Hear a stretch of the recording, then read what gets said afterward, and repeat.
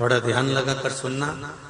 हरतालिका तीज शिव महापुराण की कथा ही नहीं, आप जो तीज करते हो, हरियाली करो चाहे सातुड़ी करो, उस तीज की महत्वता क्या है, इस हिंगोली की शिव महापुराण की कथा में अपने को समझना है कि उसकी मूल तत्वता, उसकी महत्वता है क्या, उसका महत्व क्या है।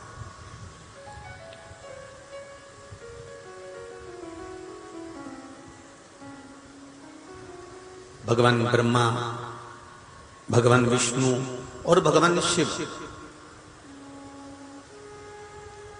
इन तीनों की जो अर्धांगिनियां ब्रह्माणी, लक्ष्मी और पार्वती,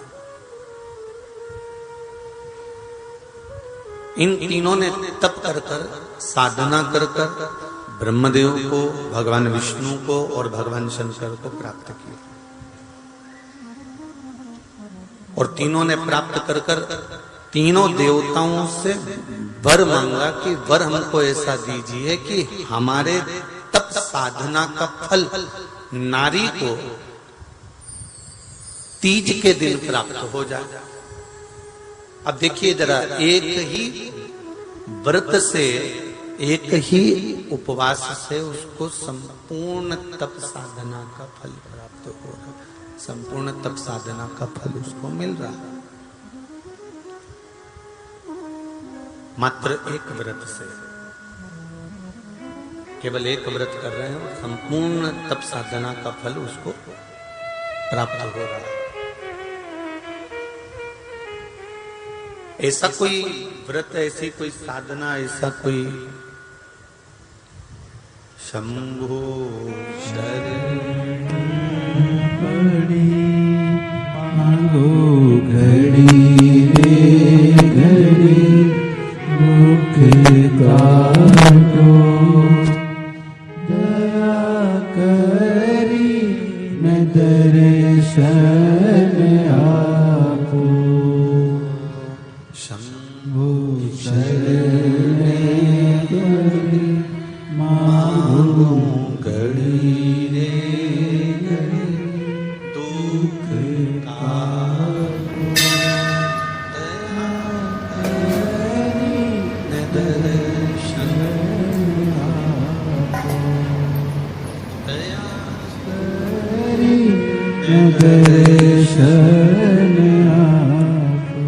तो ब्रह्माणी ने ब्रह्मदेव से मांगा, लक्ष्मी जी ने भगवान विष्णु से मांगा, पार्वती जी ने भगवान शिव से मांगा कि ऐसा वर दे दीजिए जिस वर से एक ही व्रत करने से संपूर्ण फल की प्राप्ति हो जाए, संपूर्ण फल मिल जाए। ऐसा एक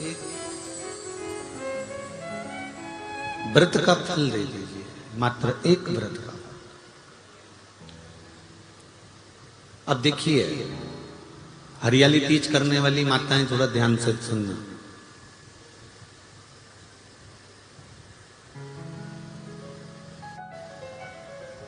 हरियाली तीज जब माताएं करती हैं तो एक हरियाली तीज, एक गणगौर की तीज, ये दो तीज के व्रत ऐसे होते हैं जिसमें जब माताएं करती हैं तो उस समय पर उमा, ब्रह्माणी और लक्ष्मी, इन तीनों की आराधना का फल उसको केवल एक व्रत से प्राप्त हो जाता। अब देखिए दूसरा सातुड़ी तीज।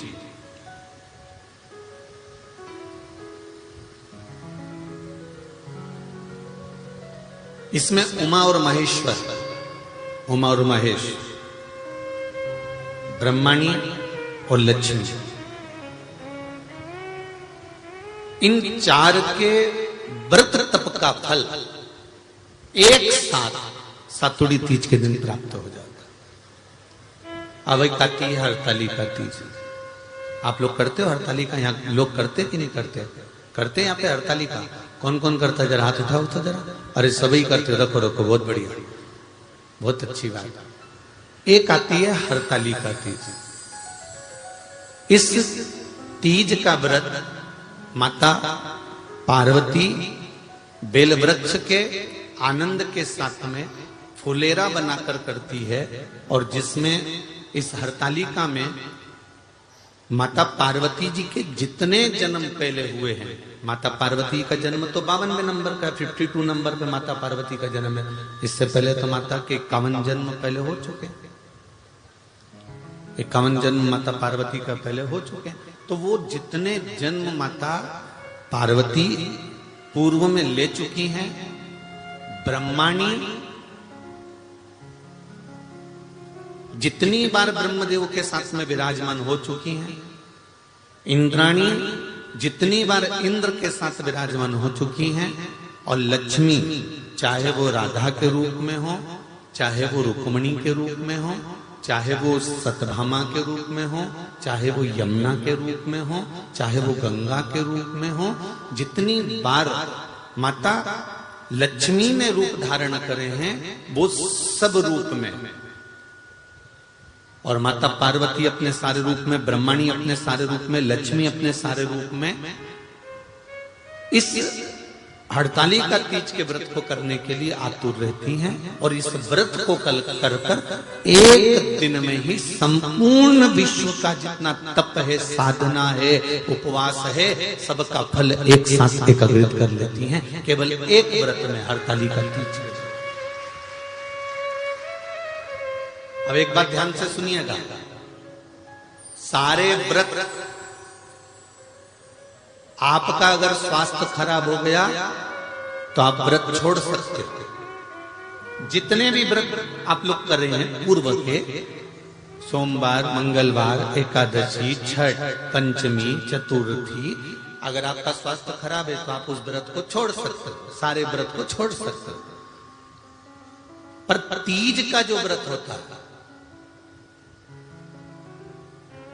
हरतालिका जो व्रत होता है, ये व्रत एक बार लेने के बाद जब प्राण छूटते हैं तभी ये व्रत समाप्त होता है, अन्यथा बीच में ये व्रत समाप्त नहीं।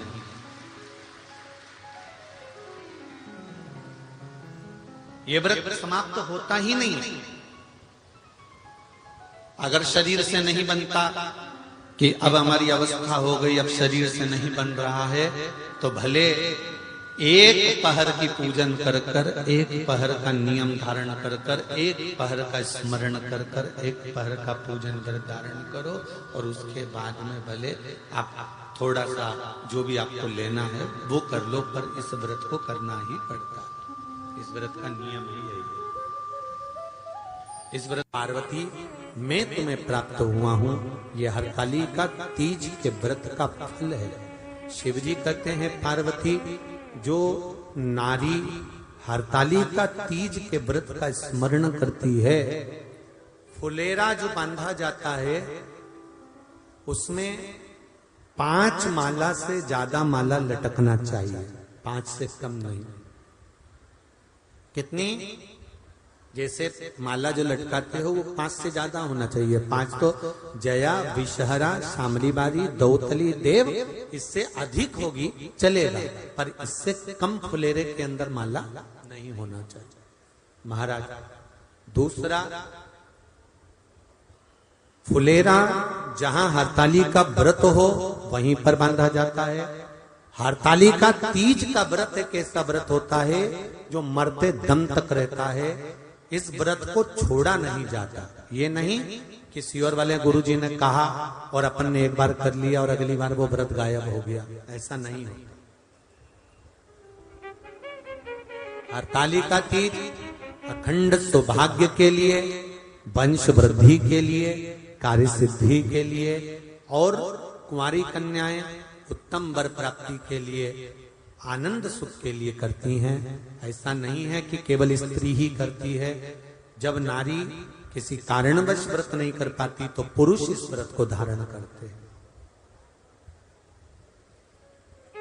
30 अगस्त को, यही 30 तारीख को, कल 29 है, परसों 30 तारीख को हरतालिका तीज रहेगी आप सब अपने हृदय से, मन से इस व्रत को कर कर अपने जीवन को सार्थक बनाइएगा। जो करते हैं, कितने लोग करते हो जरा हाथ उठाइए। हरतालिका तीज इतने सारे करते हो, अरे वाह वाह, कर लो, प्रणाम प्रणाम, आपको बहुत बहुत नमन करता हूं, बहुत बहुत सारा। फुलेरा बांधते हो? नहीं, अब की बात बांधना। मंदिर में करते हो तो मंदिर में, घर में करते हो तो घर में।